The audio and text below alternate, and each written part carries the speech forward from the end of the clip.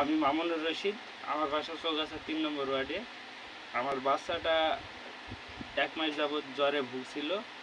তো ইনফেকশন জ্বরের কারণে মাথায় রক্তপুঞ্জ জমছে।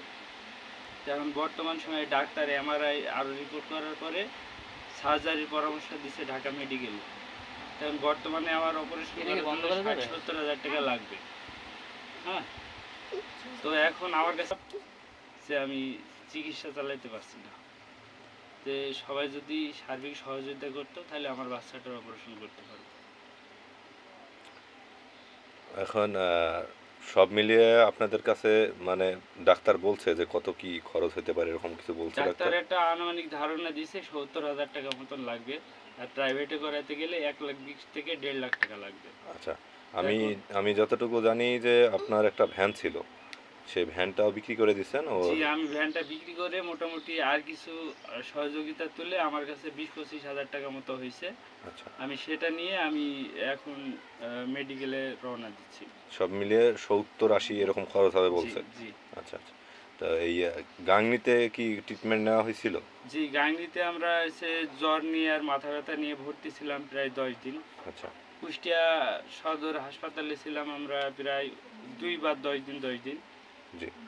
এইভাবেই আমাদের ১ মাস কেটে গেছে। ওইখানে কেমন খরচ হয়েছিল? মোটামুটি আমার এইদিকে ৪০,০০০-৪৫,০০০ টাকা খরচ হয়ে গেছে। আচ্ছা আচ্ছা, তাহলে ওইদিকে যদি অ্যান্টিবায়োটিক কিনে দেওয়া লেগেছে। আচ্ছা আচ্ছা, তাহলে ওইদিকে যদি এই বাড়তি খরচটা না লাগতো তাহলে আপনার কোনো জায়গায় হাত পাতাও লাগতো না, কোনো জায়গায় কোনো আপনার ভ্যানটা বিক্রি করা লাগতো না।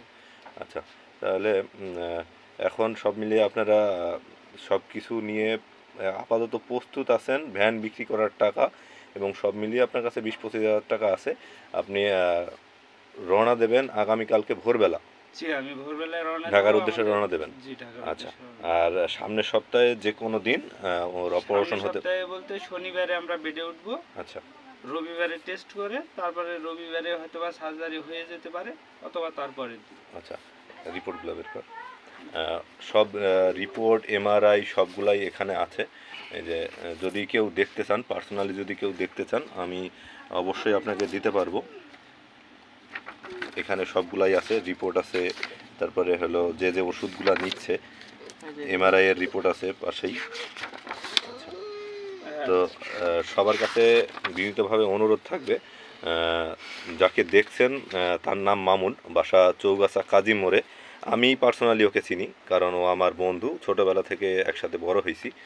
তো মানুষ কখন কোন অবস্থায় থাকে বলা যায় না, মানুষের বিপদ আসতেই পারে।